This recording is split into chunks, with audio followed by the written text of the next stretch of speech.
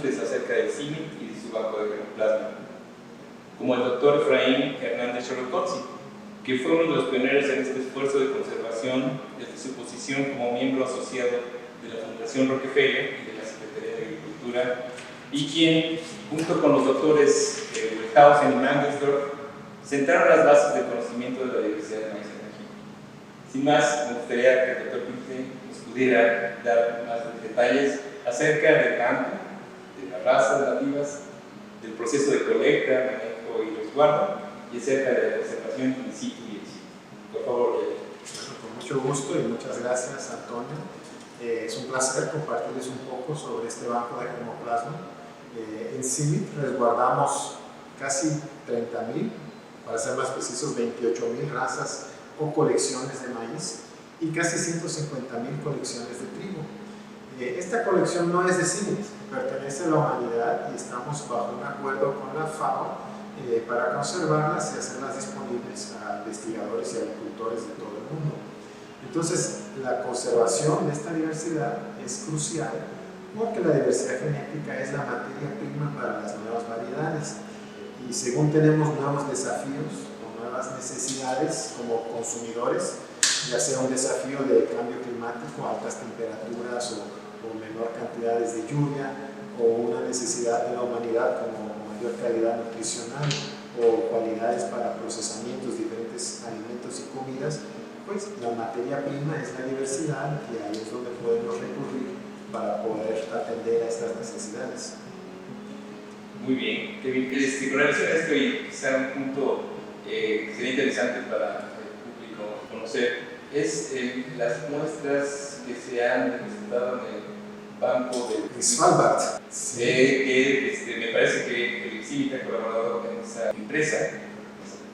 Es correcto, existe un banco de germoplasma en el círculo, dentro del círculo ártico, al norte de Noruega, dentro de lo que es Noruega, en una isla que se llama Svalbard.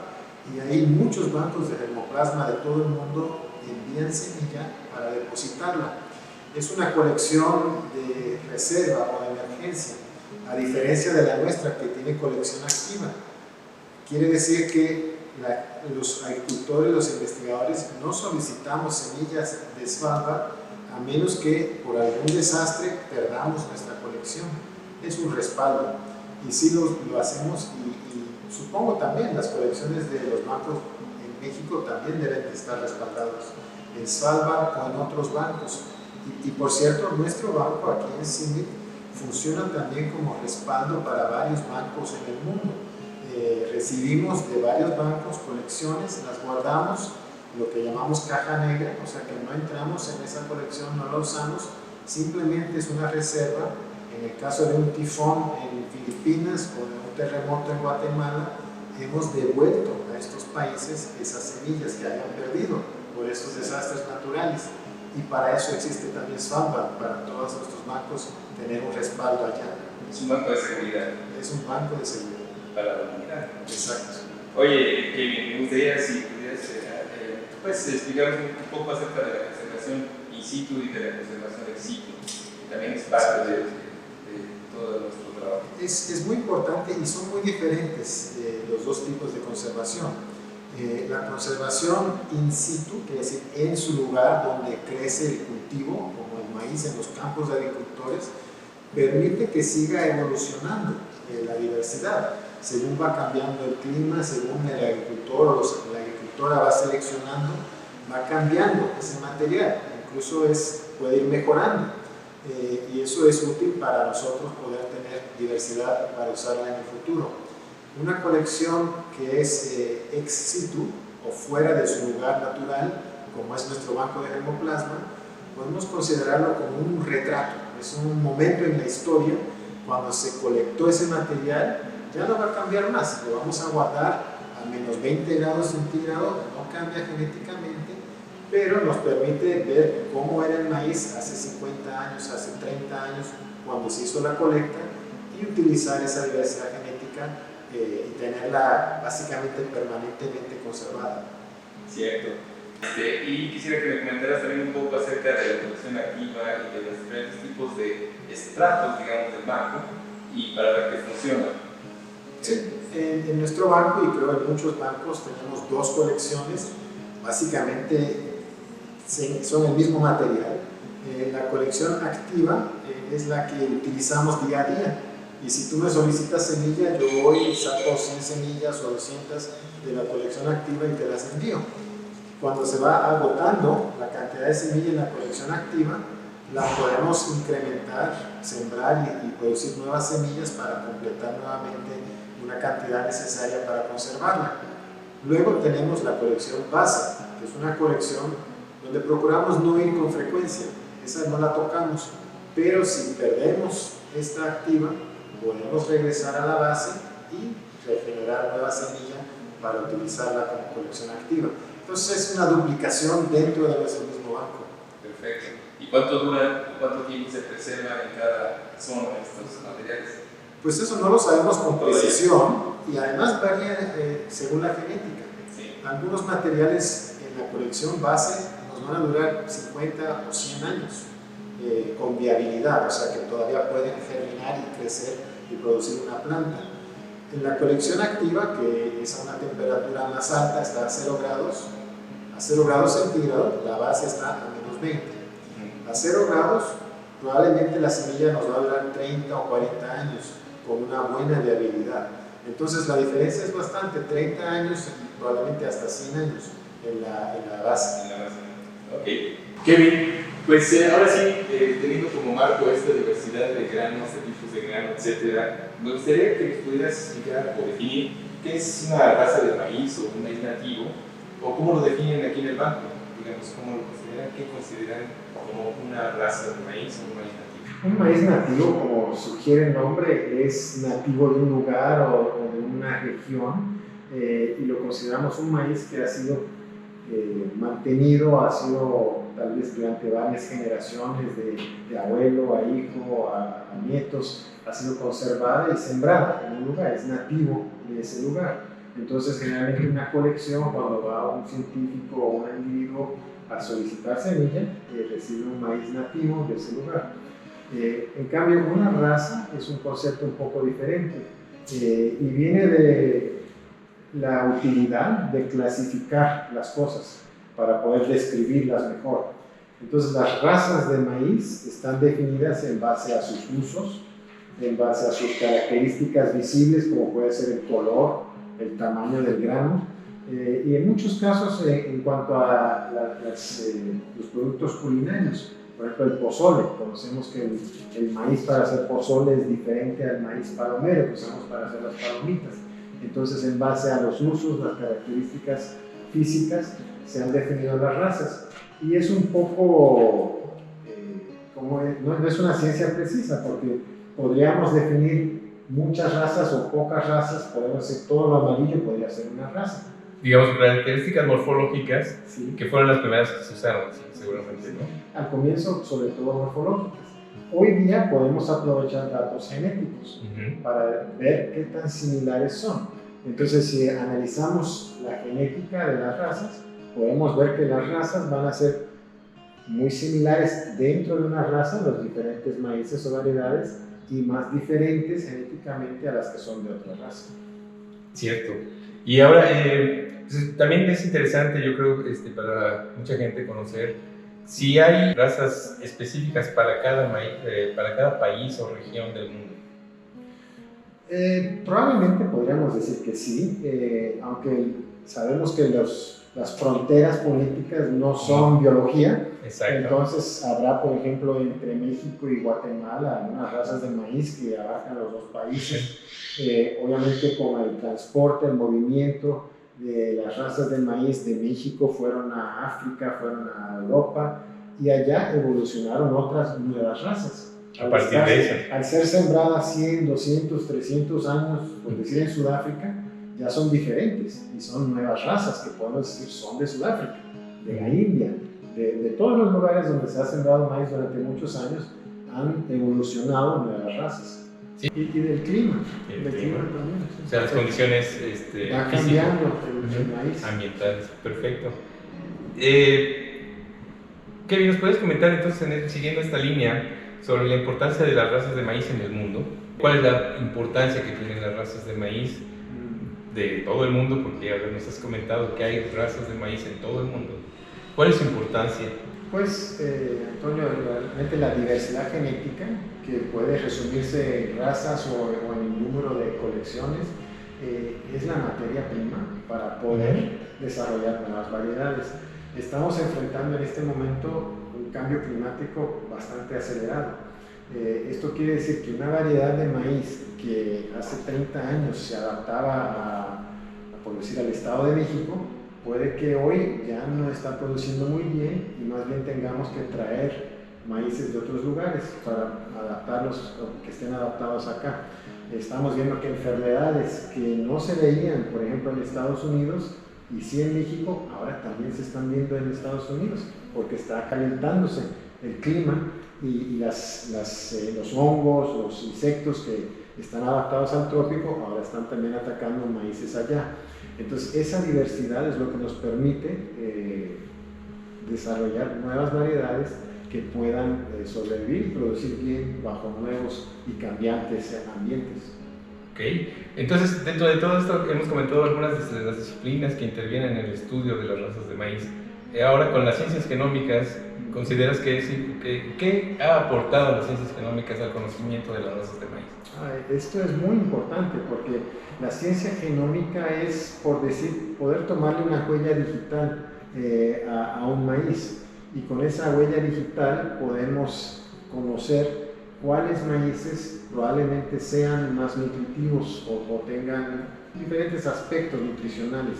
Entonces nos permite como científicos aprovechar más inteligentemente la diversidad natural que existe entre los diferentes maíces, razas y colecciones. Cierto. Entonces sí vamos avanzando, se van conjuntando todas las disciplinas, unas clásicas, digamos, y otras más recientes, y que han contribuido entonces a todo este conocimiento. Yo creo que quizá podríamos pasar, digo, si nos pudieras explicar un poco de las diferentes formas en que se cultiva el maíz, bueno, que se ha cultivado el maíz, junto con lo es más reciente, pero cómo se ha cultivado el maíz en diferentes partes. Parece que aquí son principalmente de México, pero podría ser de cualquier país. Y vemos que hay diferentes, por ejemplo, uno pequeño probablemente es de una madurez muy precoz, muy corta, que es adecuado para un ambiente donde el ciclo de lluvias es muy corto. Un maíz más grande y con mayor rendimiento requiere mayor ciclo con lluvias, con agua adecuada, entonces se sembraría en una región diferente a la otra. Y también hay preferencias, en algunos países la preferencia es por un maíz muy duro, muy cristalino, y en otros prefieren el dentado o el más suave. Diferentes usos que se le dan al maíz tienen preferencia por diferentes tipos. Y también los colores, que también tienen diferentes usos y valores, como son los valores de antioxidantes, que tienen muchos de estos maíces con colores intensos. Digamos que se han descubierto ciertos nutracéuticos dentro de la semilla. Dentro de la semilla. Ok, y esa diversidad también nos marca un cierto grado o diferenciación entre razas de diferentes nutrientes y de diferentes nutracéuticos. Es correcto, sí. Oye, Kevin, y digamos hablando un poco de investigación, ¿cuáles consideras que han sido, para empezar de un poco histórico, cuáles consideras, digamos, que han sido las investigaciones más importantes que ha llevado a cabo el CIMI dentro de la cuestión de la diversidad del maíz y su conservación, con instituciones mexicanas o con instituciones del mundo? Sí, pues históricamente en CIMI, pero trabajando con colaboradores en la Universidad de Chapingo y de instituciones mexicanas, fue que se hicieron los estudios para entender cómo evolucionó el maíz desde sus ancestros, y el ancestro más cercano al maíz moderno es el teosinte, que muchos lo conocemos porque aún crece naturalmente aquí en varias partes de México, incluyendo el Estado de México. Se parece bastante a una planta de maíz, pero con más hojitas del tamaño de un dedo y unos granos muy duros, casi triangulares. Pero de ahí evolucionó el maíz moderno, que es el que todos sembramos y consumimos hoy. Eso, la ciencia detrás de eso se entendió en estudios aquí en México.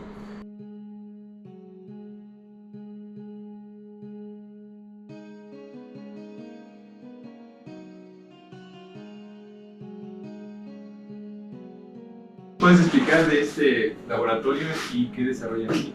Perfecto, pues estos compañeros están haciendo estudios de viabilidad de la semilla y ellos con cada cierta frecuencia, 5 o 10 años, toman una muestra de la colección que está conservada en el banco.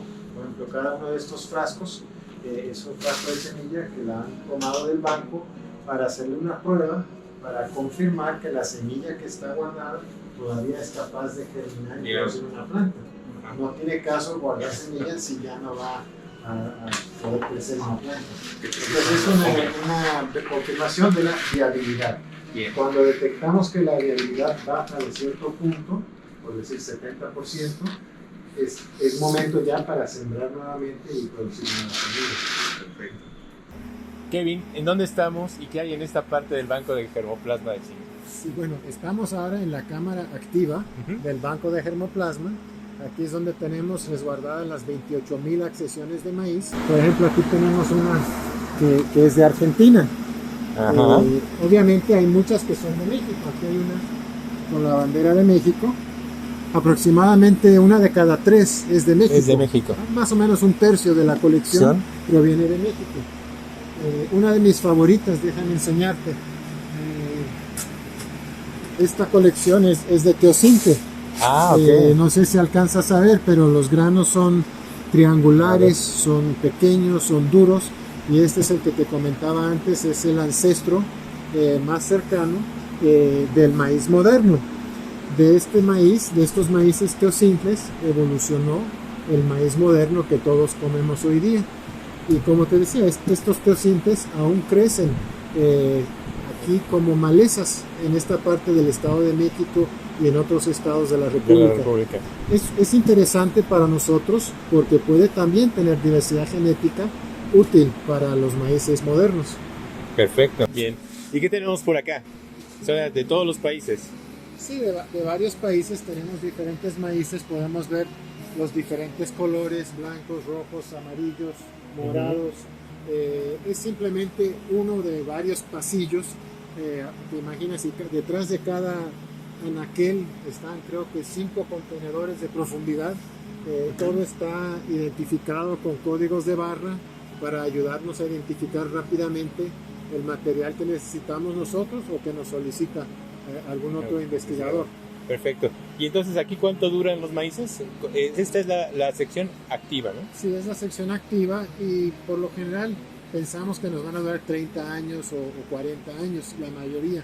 Se confirma, se verifica cada 10 años que mantengan una viabilidad por lo menos del 70 o el 80%. Perfecto. Gracias, Kevin. Sí.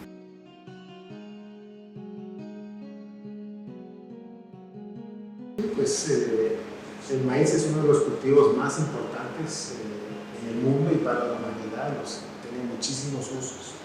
Y no sabemos, no podemos anticipar todos los usos futuros ni las necesidades futuras. Entonces la conservación de esta diversidad genética no solo es un tesoro, sino también es una póliza de seguro para poder estar prevenidos para lo que pueda venir y no podemos anticipar. Entonces parte de la investigación que hacemos, no solo es CIVIT, muchas instituciones a nivel mundial, es tratar de entender esa diversidad con diferentes disciplinas, estudios de calidad en laboratorio, estudios de genómica, estudios en campo, para más ágilmente poder utilizar esa diversidad según sea necesario para sobrepasar desafíos que se presenten o también oportunidades que se presenten, como había comentado anteriormente, para mejorar la nutrición de los que consumimos el maíz. Gracias, Kevin.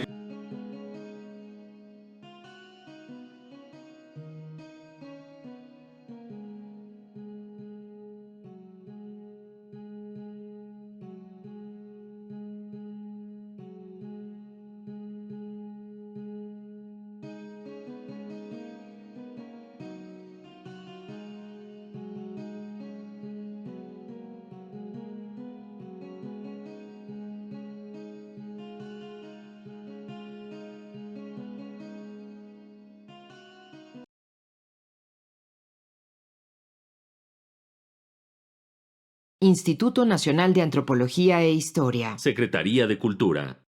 Gobierno de México.